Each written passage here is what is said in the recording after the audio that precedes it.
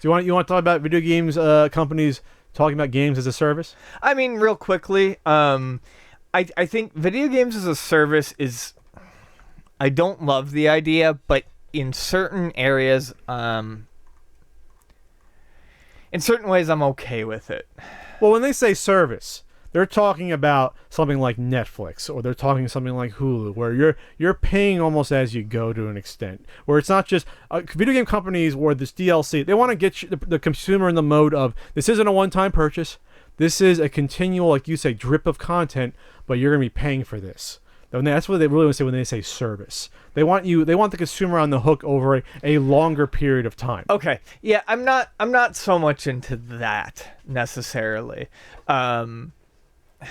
Constantly. Yeah, you're right, because one of the examples they cited was Hitman, which you did pay for as you go. Yeah, you basically had missions you paid for, correct? Right. In the Splatoon sort of thing where you put good faith in the game up front, and you buy a bare bones game. You pay $60, and then the content comes as it comes. That's fine by me. The Hitman model isn't so bad to me if the total cost in that good faith up front, and even if you are still paying as it goes along, doesn't equal a whole lot more than a full game. I'm okay with it. But I don't want my retail games to feel like rentals that I'm constantly adding to. Sure, that's a different mode, because even like when GTA comes out of the game, even a couple years later, they'll come out with free content, right? They'll have stuff ready to go for you. Sure.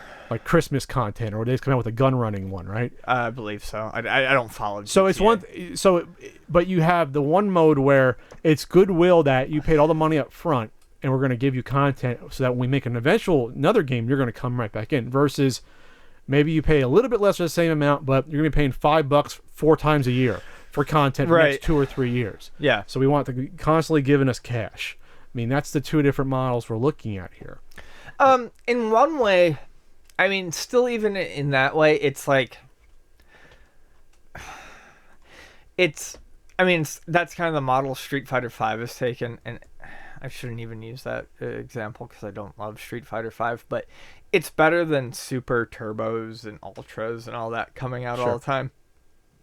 But on the internet, it's like I paid $60 for Street Fighter V. Decent fighting game. But then, it's like $25 a year for all the downloadable content. That's still...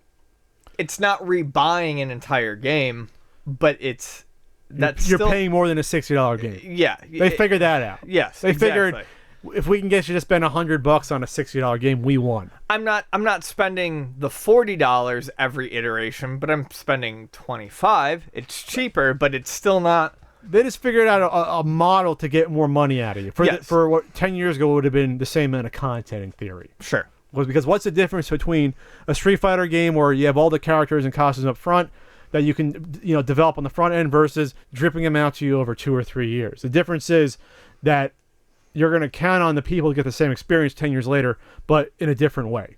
Sure. I mean, but if this is going to be the more acceptable point of business, I think in consumers' minds, there has to be, like you said, there has to be a level where I'm willing to pay this amount percentage more than the cover price of the game, but I ain't spending 100% again. Like, I'll spend half, like, for example, for Zelda Breath of the Wild, I'll spend $20 on DLC if I think it's worth it. I'm not spending another $60. Right. I'm not going to go that far. You lost me there.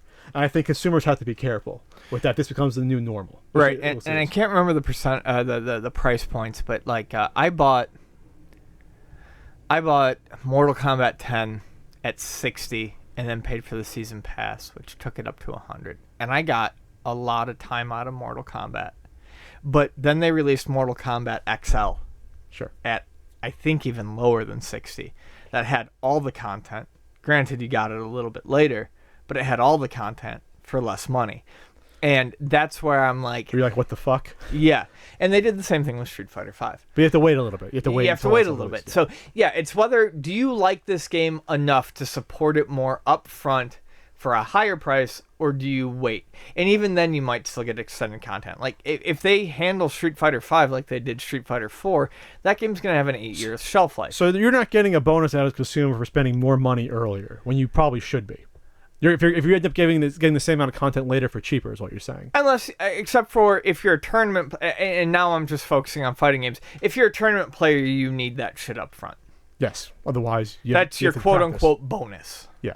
Which isn't necessarily a bonus. Which is why I think it's disgusting for a fighting game to even have that option. Because for a fighting game, we talked about before Street Fighter, that the game's only complete if you have all the fighters. Right. If you don't, it's not a fighting game at that point. You can't do it. So, all right. Well, we'll see where the industry heads and how this affects GameStop.